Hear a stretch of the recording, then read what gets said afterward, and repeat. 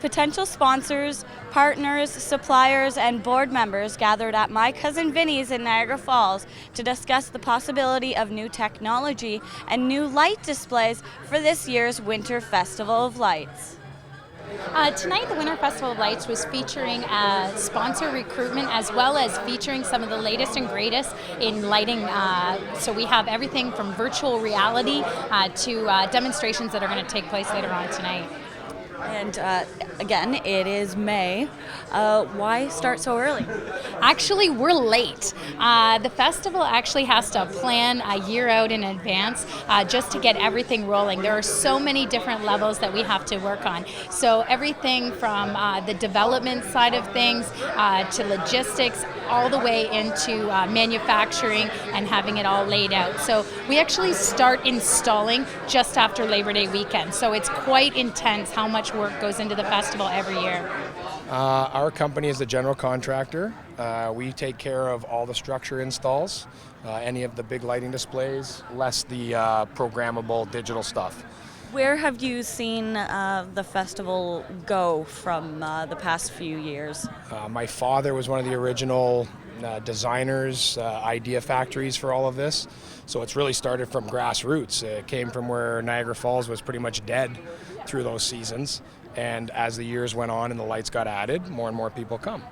So really, I've seen it from the very bottom to the very top. Disney was here. Disney's gone now. And now they have these new large animals in Dufferin Islands, and everything is getting better and better and better as they go along. And where does the new technology play part in that? Well, new technology, because it's LED, it's lower energy consumption. So the key there is you can add so many more lights and not increase your infrastructure. So the existing infrastructure from years ago is plenty of power to power all the new lighting, which is obviously a lot more lighting than it was before. What's my part and my envisionment there? I always like to think that you don't want to be too tacky, so sometimes less is more. But we try to go, Tina says, what can we do here? And I sort of look at it and say, okay, we can do this, this, and this, like the animals in Dufferin Islands. Those were an idea. We're in Dufferin Islands. What is Dufferin Islands? It's like a nature setting. So we came up with animals large. We went a little bit bigger than what a normal size animal would be, so to give you a wow factor. And that wow factor is what everybody wants. So the wow factor is what we try to deliver. First of all, how was your experience with the VR? It was unbelievably realistic. It was, I was on top of Mount Everest, and I actually felt that like I was.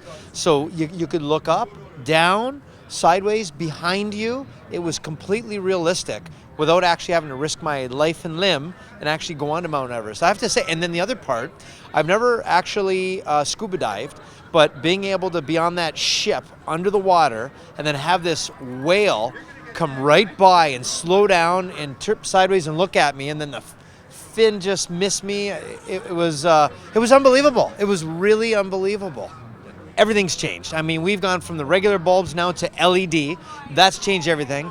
Now we can project lights onto buildings, project images, project actions where you can make a building look like it's crumbling and then rebuilt with lights and projectors. It's amazing when you watch the Super Bowl show a couple years ago where they had the floor do this amazing effect with the same thing with lights. So you don't actually have to build sets. You just need to have lights and projectors and projection devices. So between LED, between tying in computer and computer technology and then bringing in lights and projectors, I think sky's the limit.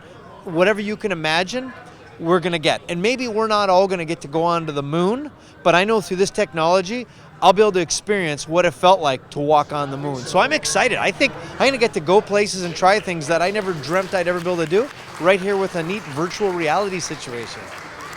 We have great supporters. So the City of Niagara Falls, the Niagara Parks Commission, and Ontario, Yours to Discover, have all come on board with our stakeholders who are proud supporters of us. We have each of our BIAs that put in a lot of time and money into this to make it happen. So we're really, really excited. We also have the Tourism Partnership of Niagara and Celebrate Ontario. So they're really our main backbone that put it on. We have various media sponsors like TV Cogeco. So that there's a lot of components of how to put this together. Confirmed and potential light displays are dependent on the support of sponsorships and partners. Let's light up the city to international fame. Log on to the website to learn how you can help support the festival. In Niagara Falls, I'm Kendra Dyer for The Source.